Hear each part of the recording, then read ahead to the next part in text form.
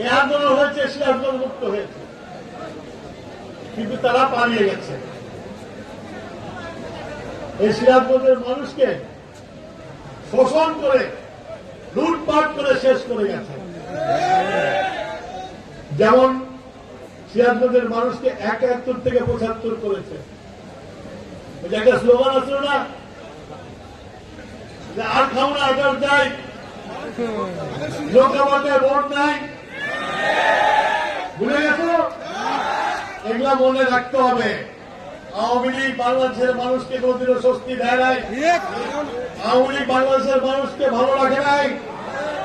আওয়ামী লীগ যখনই ক্ষমতা এসেছে বাংলাদেশের মানুষকে পাটকাল বানিয়ে ছাড়িয়ে দিয়েছে। আওয়ামী লীগ যখনই ক্ষমতা এসেছে বাংলাদেশের মানুষকে বাসন্তী বানিয়ে ছাড়ছে। সুতরাং এই জিনিসগুলো খেয়াল রাখতে হবে। যেদিন এরা পালিয়ে গেল, সরকার ছিল না, এই সিরাজগঞ্জ অরক্ষিত ছিল।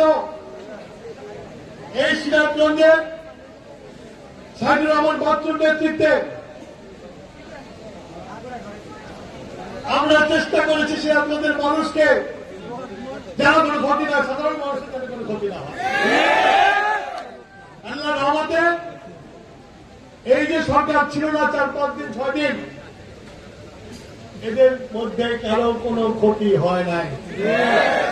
যারা অত্যাচার করেছে, যাদের উপরে জনগণের রেশ ছিল, তারা অত্যাচারিত হয়েছিল। সেটা রক্ষা করার ক্ষমতা আমাদের ছিল। আমাদের হিন্দু ভাইরা, যাদেরকে মানুষ সাধারণ ধারণা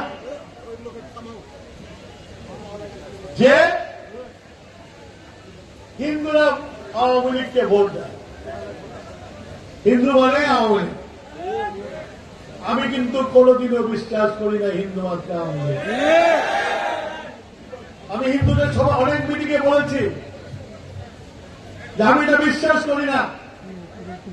হয়তো আমার এটা ব্যর্থতা, আমার দলের ব্যর্থতা, আপনাদের মন জয় করতে পারি, কিন্তু অবশ্যই আমরা আপনাদের মনে জয় করে আপনাদের ভোট আমরা নেব। আপনার এই 5 তারিখের পরে, এই 5 তারিখের পরে আমার হিন্দু ভাইরা দল মত নির্বিশেষে কারো শরীরে একটা টোকা লাগতে আমি দেই নাই। আমি ব্যাংককে বসে মমরু আখড়ায় মিটিং করেছি, হিন্দু সমাজের সাথে মিটিং করেছি, ভার্চুয়ালি মিটিং করে বলেছি আপনাদের গায়ে যদি একটা হাত লাগে মনে করেন যে টুকুর গায়ে হাত লেগেছে, আপনারা নির্দ্বিধায় নিশ্চিন্তায় এই সিরাজগঞ্জের ব্যবসা বাণিজ্য করবেন। এবং বাক্য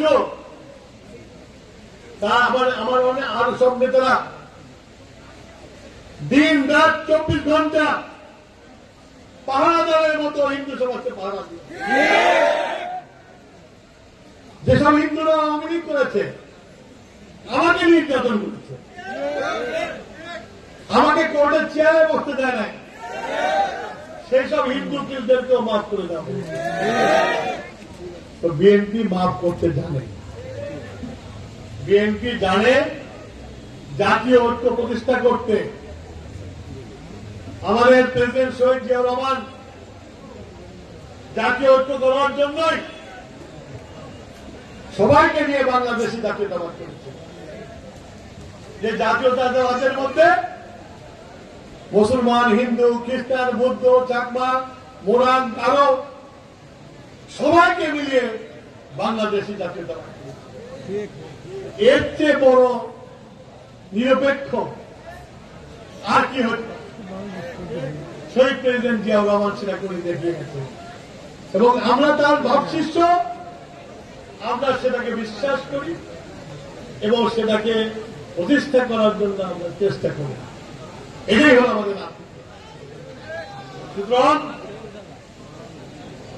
এদেশে হিন্দু সমাজ যদি নির্যাতিত হয়ে থাকে